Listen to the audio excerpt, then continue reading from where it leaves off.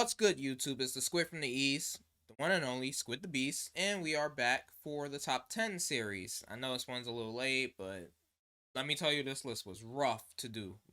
Really rough. Alright? It was hard to pick 10 legendaries, mythicals, and or Ultra Beasts in this list. But I did it, and so here we are. So, thank you for everybody that watched part 1. I know I messed up on number 11, aka Star Raptor. I'm sorry about that, Star Raptor, but I was just way too tired editing, so I just literally threw it together and then I uploaded it. But it will not happen again. I can promise you that. It won't happen again. This one is going to be clean and shorter. I did not mean for it to be 40 minutes. I was just like, wow, crazy.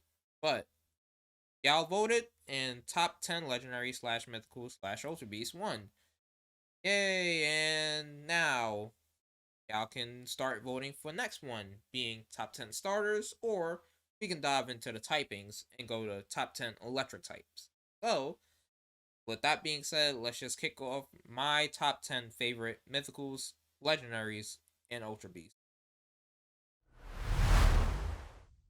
Coming in at number 10 is the one and only Necrozma. Yeah, that's going to surprise a lot of people. I mean, Sun and Moon isn't my favorite game. It's an alright game. The story is kind of meh. The starter picking is kind of meh. But when you play Ultra Sun or Ultra Moon and you see Necrozma fight against Solgaleo Lunala, and he just lands on top of them and just absorbs them, that was one of the sickest cutscenes I've ever seen in Pokemon history. And it was dope. Plus, his shiny is also dope. Dawnwing and Dustmane, Necrozma. I hope I said that right. I'm pretty sure I did. But their shinies are dope. The way you get to them is dope. You have to like ride Solgaleo Lunala through a wormhole. Then you gotta fight Necrozma. Then he evolves, I believe, or transforms into a different form. And then you gotta fight him again. +3 stat boost in every stat. That fight was tough, by the way. If you're doing a Nuzlocke of Ultra Sun and Ultra Moon, good luck because that fight is hard. Well, if you're doing a randomized, it's random, so it's gonna be a random legendary or a Pokemon, depending on how you set it.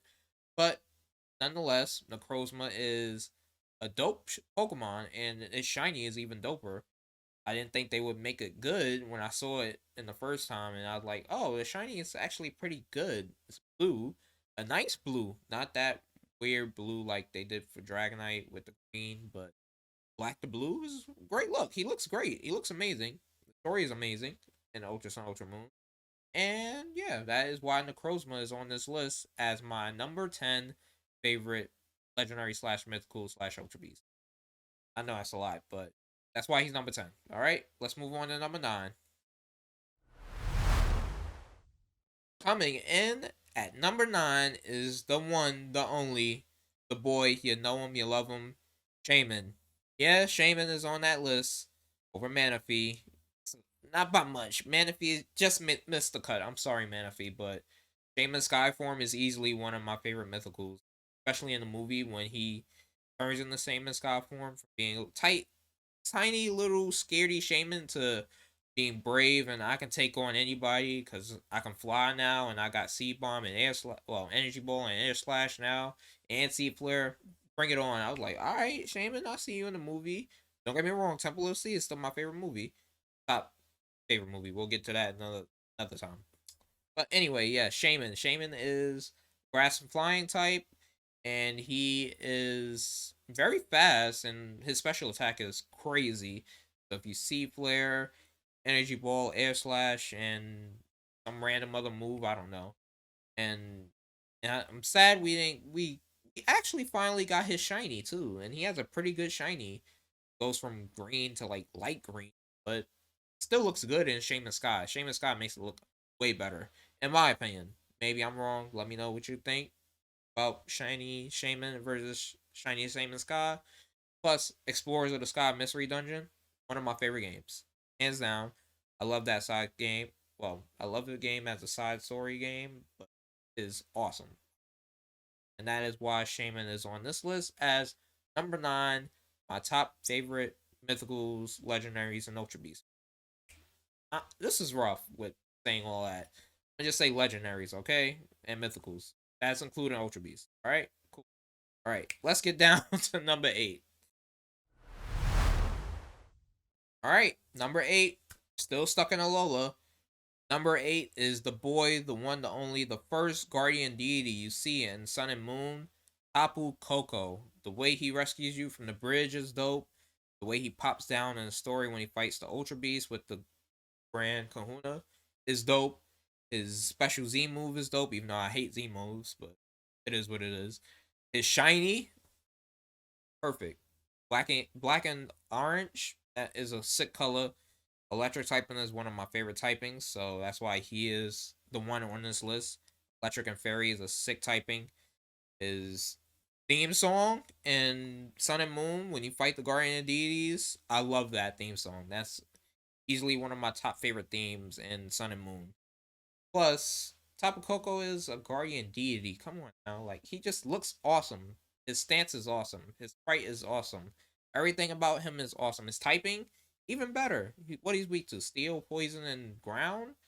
Not that bad, but his special attack is way off the charts. So plus his speed is off the charts. So if you outspeed him, 9 times out of 10, he's going to kill you because diverse move set and Tapu Koko is just a beast, and that is why he's on this list as my number 8 shiny favorite mythical or legendary.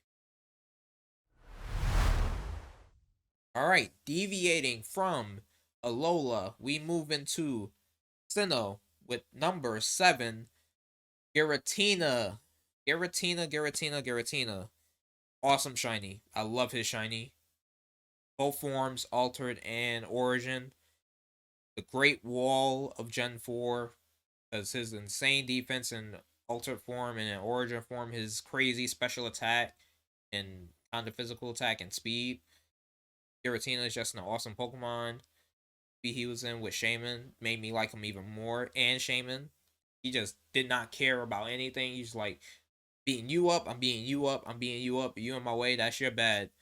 And Giratina shiny is so amazing, both forms. The role he plays in Platinum is awesome. I don't like his role in Diamond Pearl too much because just go catch him afterwards. Same with BDSP. I have not gotten to him in Arceus yet. I'm really excited to fight him at Arceus. I want to see how that looks, how he looks, how if he has a new form like Diago and Palkia does. Arceus looks. Spoiler alert, sorry about that. But Giratina is such an awesome, amazing Pokemon. That is why he is on this list as number 7, my favorite legendary mythical Pokemon. Alright, coming down to number 6, which is a bit of a letdown because this Pokemon was my favorite of the two when the generation came out. But after seeing the other one, the counterpart, this one just fell down while that one rose up. The one that is on this list as number 6, Evolto. I did play Y version first, surprisingly enough, because I'm like, Evolto looks way cooler. And then we got there. Shiny is now like, oh, Zernius looks way cooler, shiny. Evolto still looks good, shiny, don't get me wrong. I love Evolto shiny, but I just love Zernius' shiny better. Plus, it's a fairy type. The first fairy type legendary we got. And it's a deer. That is perfect. Plus, he's white. White is my favorite color. And blue. Blue is also one of my top favorite colors. So that's why I prefer him over the Evolto just a little bit. Just a little weensy bit. But I will give it to Evolto. He does have a dope move, Oblivion Wing. I love his move way better than Geomancy because Geomancy just buff and all the special attacks plus is a 2-turn move. And I will say that Beltall, the way he came out of the cocoon in X and Y, is infinitely better than the way Zernius come out of a, what was it, a tree root? Something like that, right?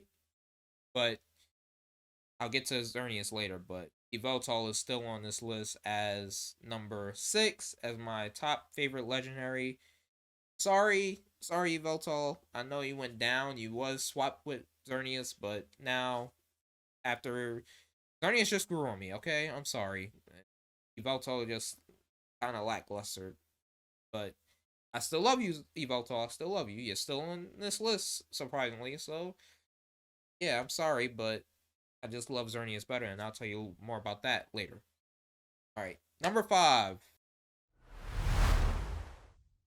All right, number 5, Zernius. Surprisingly, to know, I literally said that right there, neck and neck. So, of course, Zernius is number 5. But, like I said before in Evolto, Zernius' shinies is just way better. Move pool, not the great. Way he came out is okay. And I know, but his shiny just does it for me. And the fact that he's a fairy type, the first fairy type legendary we got, which led the way for top of Coco, just pushed him over the edge just a little bit, a little bit. And his design is cool. Don't get me wrong. I love Evolto's design, but Zernius is there. I know he just got an X on his head, big whoop, but to me, I like his design better now. Back then, I like Evolto's better. But now looking at them, I like Zernius better. Shiny and non-shiny. So, I don't know what you want me to say, but Zernius, you are just slightly above Evolto. Don't get me wrong. Don't get me wrong. I do love the way that Zernius is just wrecking shop with Moonblast, Psychic if you can get it. I'm pretty sure he gets it. Horn Leech, because, gigantic horn. They can get HP back. And he's just bulky. Beltol is more of the offensive side. So, yeah. And with that being said, that is number 5, Zernius. Alright. Number 4. Now we're getting to the hard part. This was the difficult part of the video. Deciding the top 4s because this is my favorite generation. I had to put this Pokemon so low. And one of them is not even on this list. The one that is number 4 is Reshiram. Blue Eyes White Dragon, as I call him, because literally blue eyes and a white dragon. Reason why he is number 4 compared to the other 3 is shiny just disappoint me so much. He had a great opportunity to just swap him and Zekrom. That's it. That's all you had to do. Just swap their colors around. Would have been perfect. A black Reshiram and a white Zekrom. I've seen what that looked like. It looks amazing. Could have kept the rings gold on Reshiram. Boom. Make him black. Perfect. Zekrom made him white. Make his eyes blue.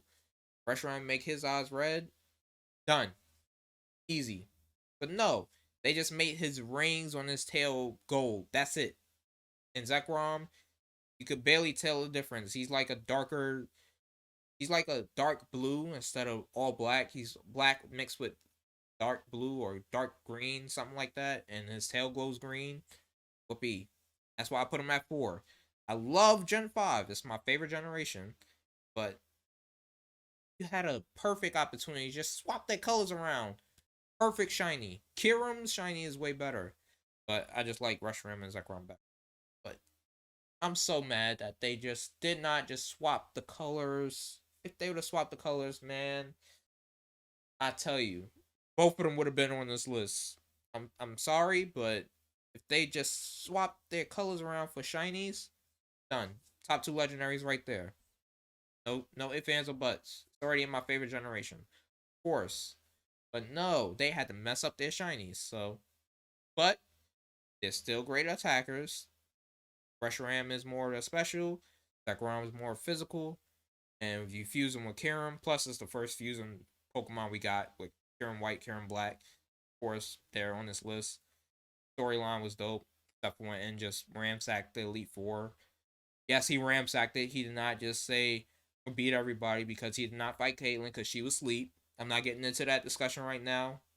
But you watching this video, you know what I'm talking about. I'm not going to say no names, but somebody thinks N just walked in there and took the Pokemon League, and fought everybody, which he didn't. He literally just walked in there. Alder said, "I'm not the true hero. You do your thing." That's it. And he didn't even fight the other 4 Elite Four members because one of them was asleep and she had no recollection of it. So what does that tell you? Just walked in there. Not getting into that. Anyway, yes, Reshiram is number 4 on this list because of his shiny. I know that's a weird way to put him in number 4, but I still love Gen 5. I still love Reshiram. I still love Zekrom. I still love Kiram. Kiram's not on the list, and neither is Zekrom, but I still love Reshiram more than the other 2. Now we're winding down to the top 3 of this video. The real difficult part. Alright, number 3, let's get to it. Coming in at number 3 is a surprise to everybody. We're back to Alola with Solgaleo. Why Solgaleo? My favorite color. He's my favorite color, white. And he's a steel type, not fire, sun lion. I don't know why they made him steel psychic, but at the same time I get it, because psychic, I guess, he evolves from Cosmog and Cosmoem. Spoiler alert. If you didn't know that by now, I'm sorry. And steel because the sun generates steel type particles on it, if I remember correctly from what the reason was behind it. Something like that. But him not being a fire type kind of helped him a little bit. He doesn't really get Flare Blitz, does he? I don't think he does. But at the same time, he would have more weaknesses being fire steel or fire psychic. So down with him being steel type. His shiny, amazing red. That makes him supposed to be a fire type, but whatever. The way he looks is cool. The way he just plays a part in the Ultra Moon story and the Sun story, dope. His signature move, Sunsteel Strike, amazing. The animation for that, even more amazing. And Duskmane Necrozma, I believe. Yes, Duskmane Necrozma looks amazing. So that just put Solgaleo number 3 for me. I know Gen 5 is my favorite generation. Where are the Gen 5 legendaries? But some of these legendaries just do it. Gen 7 did a lot of these legendaries right. Necrozma, Solgaleo, Lunala, Tapu Coco, all the Tapus really. So Ultra Beast, even though that's technically not Pokemon, they're aliens, but we count them as Pokemon. So yeah. But this is why Solgaleo is listed as number 3. And now we move on. Alright, coming in number 2 on this list is the boy, you know him, you love him.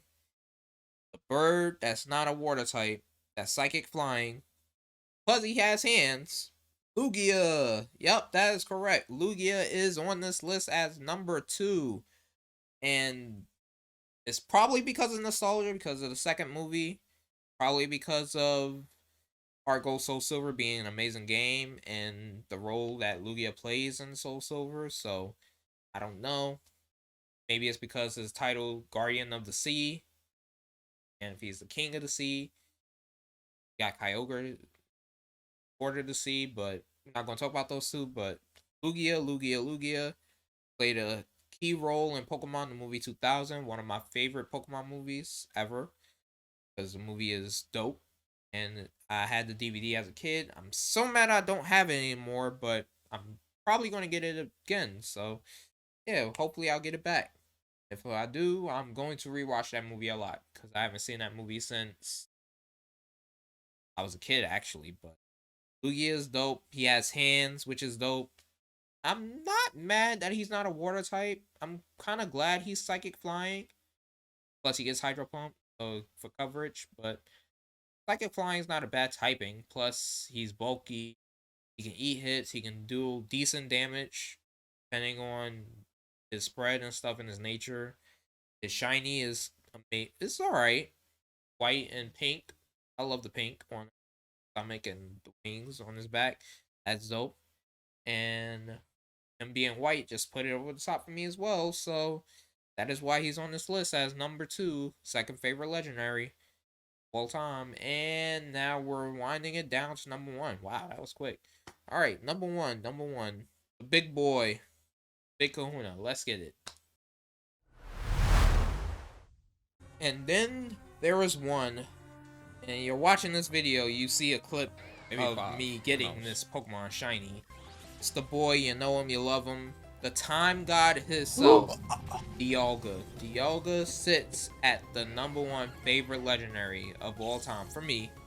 Surprise probably to a lot of people. I know this list is kind of like, really? You put them there? Yeah, but Dialga, it's the time god. His shiny is amazing.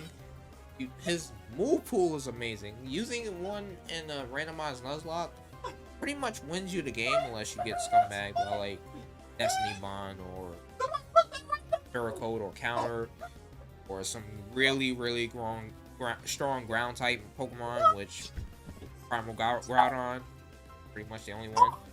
But or Regigigas or Earthquake, what are the chances of that? But Dialga is a very good Pokemon. I remember when I first played Gen 4, I had a struggle at a little bit my first time playing Gen 4 because I kind of had a broken DS where I couldn't see the bottom screen. I could only see the top screen. I don't remember what happened. I think my cousin broke it. So I was just playing with like a half top screen DS at the time. And it was the grandpa DS, the first DS. And then when I got my DS Lite, when I just got my DS Lite, I was on my way to fight Dialga because I knew I was getting me a new DS. So I wanted to save that for when I got my new DS. And then I went right to my cornet for Dialga. And I was like, oh my god, I love this Pokemon. He is dope. His shiny is dope.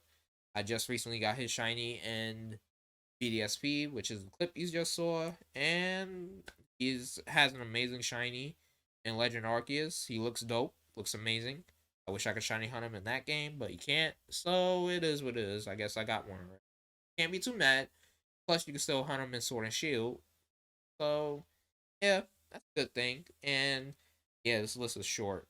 So there you have it. My top 10 legendary slash mythical slash ultra beast Pokemon. So there you have it. My top 10 legendary mythical ultra beast Pokemon. Remember, vote in the comment section below for the next episode being top 10 starters or top 10 electric types. And then we'll see what happens next week. Hopefully the next list won't be too long and I can get the video out as quick as I possibly can. Aside from me working and streaming and content creating and all of that. And hopefully I can edit it quick now that this is not 40 minutes. Luckily, I'm sorry for that, by the way, and I'm sorry I messed up on it, but I was just way too tired when I was.